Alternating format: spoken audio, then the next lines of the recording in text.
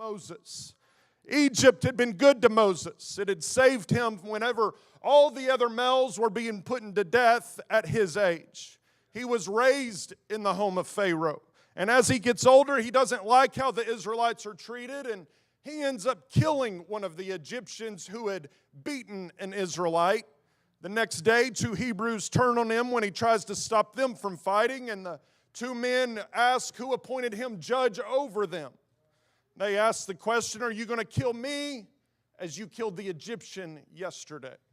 Moses becomes afraid for his life and leaves Egypt. He thinks everyone knows what he's done, and for 40 years, Moses lives in Midian as a shepherd. He marries and has a family until one day, says, and the angel of the Lord appeared to him in a flame of fire out of the midst of a bush. And he looked, and behold, the bush burned with fire, and the bush was not consumed. And Moses said, I will now turn aside and see this great sight, why the bush is not burnt. Moses was amazed by this sight. Now, I think it would be pretty incredible to see this sight. A bush that is not burning up. Every fire that I've ever seen, whatever's thrown into that fire is burned up. And I'm sure that at some point, Moses in his journeys probably had seen other bushes burning, but were consumed up to that point. Now let me stop right there and say, my wife and I, whenever we would travel to St. Louis, we used to live in Memphis, and whenever we would travel up to St. Louis, we would always make sure that all of our reservations were set for the weekend getaway. We loved going to St. Louis, and we loved eating at all the different restaurants. Now looking back, I'm like, man, St. Louis food is way overrated. But at that time, we enjoyed going to St. Louis, and that was kind of our thing to do. We for a weekend getaway, we would drive up, we would set the reservations. Anytime there's food on the table, it's a good day for me. That's what I like to base my vacations around, where we're eating. If you tell me the place of where we're going and you don't list out the restaurants that we're going to, I'm out on the vacation. But if you will tell me that, hey, this night we're going here, this night we're going here, I'm good to go, as long as it's good. If you're giving me McDonald's, I remember growing up, we went to New York City. My parents took us to New York City, and we ate at Olive Garden. I will never forgive them for that moment. So that's how I am about vacations. Then I was elected youth president of Florida. We would go up for the weekend. I love Emo's Pizza. The St. Louis people say that Emo's is not good, but here's my issue with that is there are Emo's everywhere in St. Louis. So I think the St. Louis people are lying and they're still ordering it. There's brick and mortar everywhere to prove I'm right in this, okay? So we would have that pizza delivered to the hotel room as we're getting off the plane. That way we could have Emo's Pizza. That's how much we loved it. We would go, we would see all the sites. We could go to Grant's Farm. We could go to the Science Center. I'm talking you into a vacation in St. Louis right now. That's how we felt about St. Louis. Then last fall, my kids have a youth retreat. We've now lived in St. Louis for 5 years. My kids have a youth retreat that they're going away to. I would say that it was free childcare for the weekend. However, I had to pay for them to go to the youth retreat. Let me tell you a side note for Brother Sean here. I used to not think twice about setting those prices as a youth pastor, but now as a parent paying for my kids to go on those youth retreats and trips, I was like, man, that is kind of expensive. You talked about the ADHD. I'm catching it today. Here we go. Say it'll get you every time. So we're sending them on this youth retreat. They're ready to go on the youth retreat. They're ready. They're excited to go. They're going away for the weekend. So my wife and I, can we do for the weekend?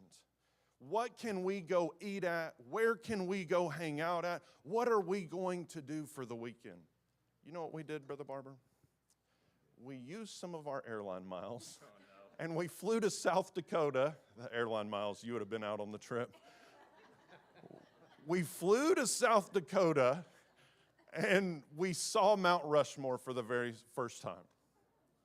Pretty cool, right? But think about it. Not 10 years ago, St. Louis was the place that we would go. It's the place we love to go and visit. We love to go eat at. We love to hang out at. And now we're using the weekend of the city that we loved for so long to go somewhere else. Because why is it? It's become just mundane. The pizza that I used to love, I can now have it any day of the week that I want, that I'm home. I can have it, I can order it at any point. It's not a big deal anymore because it's just an average day of the week. I'm thankful that Moses didn't just pass by this burning bush moment and miss his opportunity to fulfill what God was trying to do in his life. I hope that we don't pass by the burning bush moments that God gives us. That, God, you're trying to do something in my life. I don't know what it is, but I see something out of the ordinary that you're doing. And let me take notice of that and say, God, let me stop right here. Let me go another 5 minutes in prayer. Let me go a little bit more into my devotion today because you're trying to speak something to me. It would be very easy for us to just pass by those burning bush moments, but don't let us get caught up in our just everyday routine, our everyday Bible reading, our everyday prayer life that we pass by. What if it's a Wednesday night that God is wanting to change the atmosphere of this church? Let us not walk into a Wednesday night service and just pass it by as it's just an ordinary service, but let us come expecting that God's going to give me a word tonight, that God's going to speak to my future. God's going to do something that He's never done for somebody in the sanctuary tonight. Moses wasn't caught up in the busyness of shepherding for God to get his attention.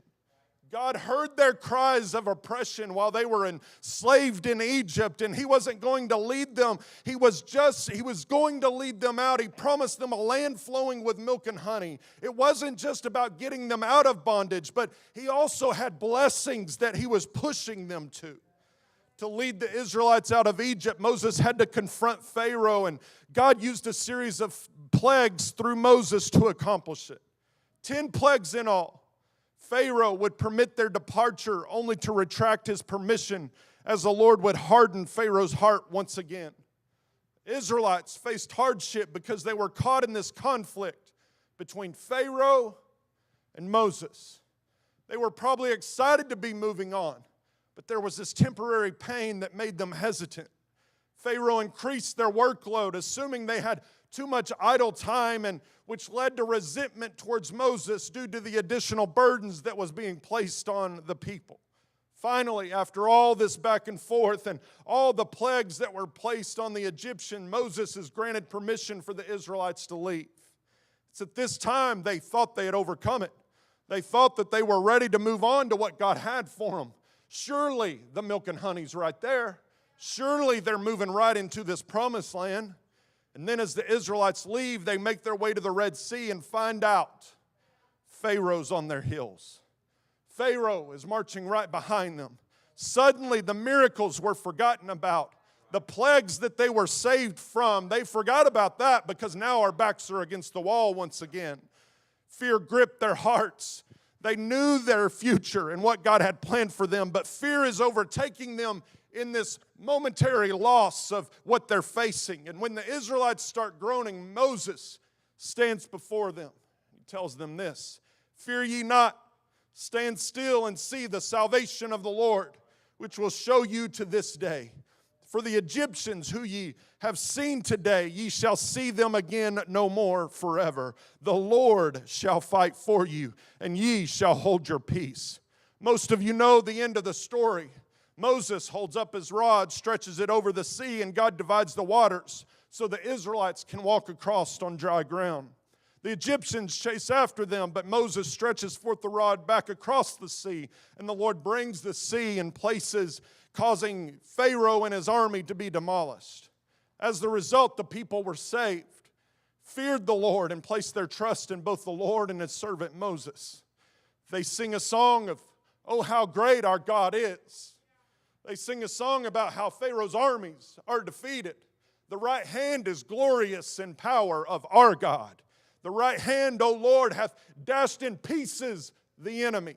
How great was the sea and mighty waters that obey the Lord and follow His commandments. How great and mighty is He. And then from a victory that they just had at the Red Sea to a wilderness of Shur, where the Israelites find no water. And then to Marah, where they could not drink of the waters because they were too bitter. But even in that, God provides for them, and He shows Moses what to do to provide the water so that the water won't be bitter anymore and the water becomes sweet to drink. So He provides for them even in that. And then they come to Elim, which there were wells of water and 70 palm trees, and they encamped there by the waters. The coast of Florida is what I like to think of that. And then they come to a wilderness again and become thirsty and hungry and start murmuring again. We all go through seasons of hurt, pains, not having answers that we're after, but God is merciful to us, and He was merciful to the Israelites.